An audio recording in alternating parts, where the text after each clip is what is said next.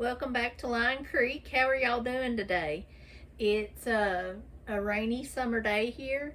I thought I would get back to making the next step of the rag quilt. And all I'm doing is joining the blocks together. I'm going to be chain piecing these. And I'm random. I don't have any pattern for this. I want it as random as possible.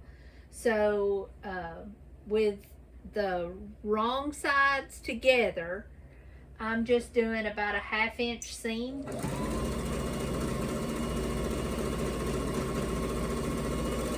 Right along, and all we're doing is chain piecing these for right now. And then we will come back.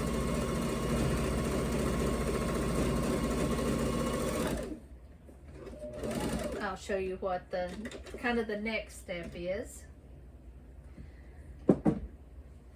I got this from Amazon. I had saw somebody else on YouTube using it. I cannot remember who, but it was only like 10 bucks, and it is perfect for cutting apart your chain piecing. You can just real quick cut them apart like that.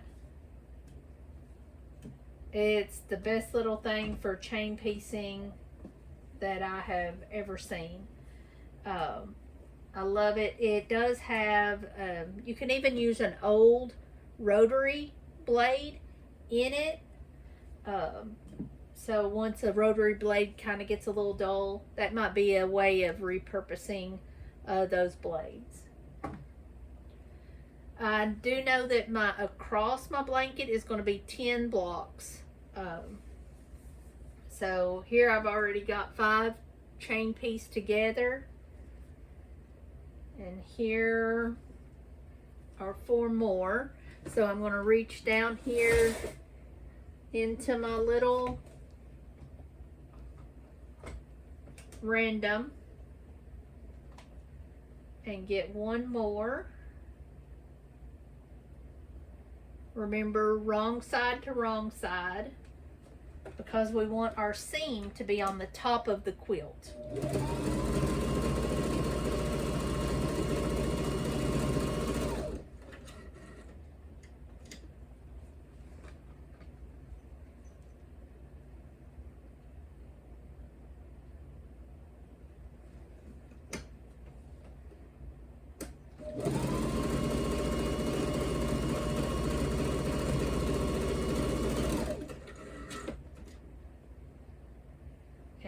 Here is 1 strip that'll go all along the top of the quilt. Let me bring you in closer so that you can see what I'm talking about with the backside to backside and how the seam is going to look. And the seam is going to be raw on the top of your blanket. So let me bring you in a little closer here. Okay, as you can see, I've already joined some of these blocks together. So you want this to be on the top side of your blanket. So I'm just going to decide, do I want the dinosaurs or do I want the grill? I think I want the dinosaur to be on the top. So I'll put backside to backside. And then I'm lining them up. And we're using about a 1/2 inch seam allowance on these because we want enough to fray and give that rag quilt look. And we will just continue on like this.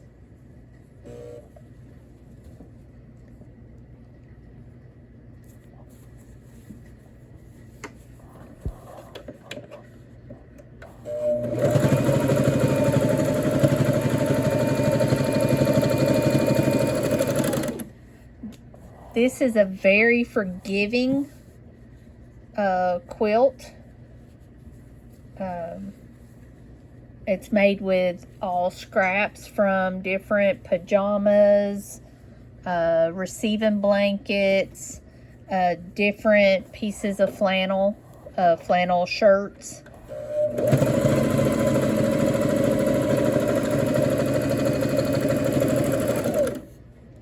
So it's definitely, this could be 100% recycled project.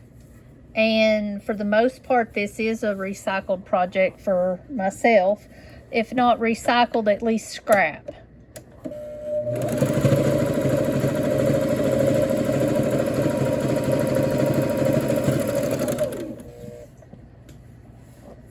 All right, and then I'll show you a close-up of cutting these apart.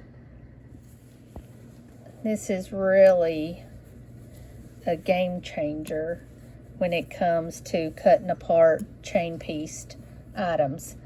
I love this little flower. Okay, I've got all the strips that are 10 blocks wide sewn together, and now what I'm doing is I'm going and I am pressing the seams between the blocks open and flat, and then the next step will be to join the rows together, and then the quilt will be done.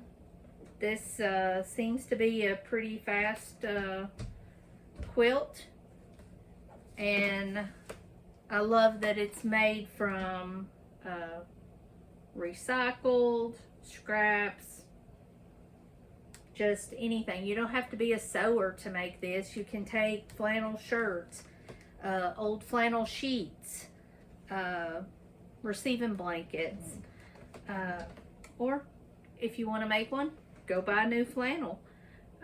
But I love the thought of it being stuff that might have been thrown away or seen as not useful anymore, and making it useful again.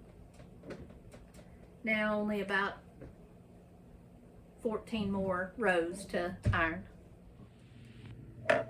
Okay, welcome back. I have ironed all of my strips, and now I'm getting ready to start sewing the strips together to actually make the big quilt top. I'm going to bring you along. I'm going to do just a few to kind of show you the process. I'm matching my seams on the two strips, and I'm back stitching at the beginning and the end of each row.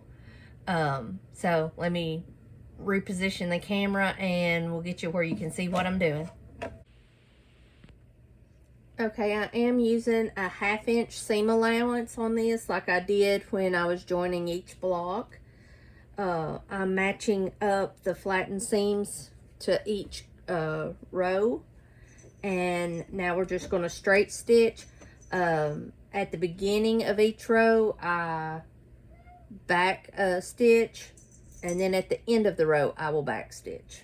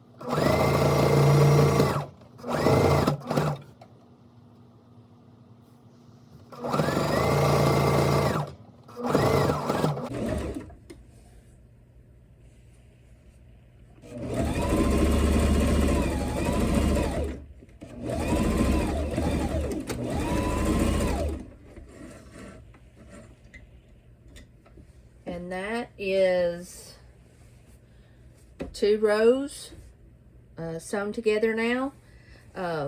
We will continue sewing the whole blanket like this, joining the rows on. I really don't care if two patterns are next to each other. I done this completely random, so if there happens to be two of this polka dot that line up to each other, I'm not going to change it because I purposefully want this to be very random. So sometimes randomness, things match up. Okay, I have got all of my rows sewed together. I've got my quilt top, just one big piece. Now that, since it is a rag quilt, we will not be binding it, so there won't be any trim going all the way around to enclose this raw edge. I want it to fray just like my seams here on between my quilt blocks. So I'm going to use the same 1/2 inch seam allowance, and I'm going to do just a straight stitch all the way around the entire quilt, back stitching when I start and when I stop. I am going to make sure that my where my blocks join, they are flat as I'm going over, and so now we just sew around the entire quilt.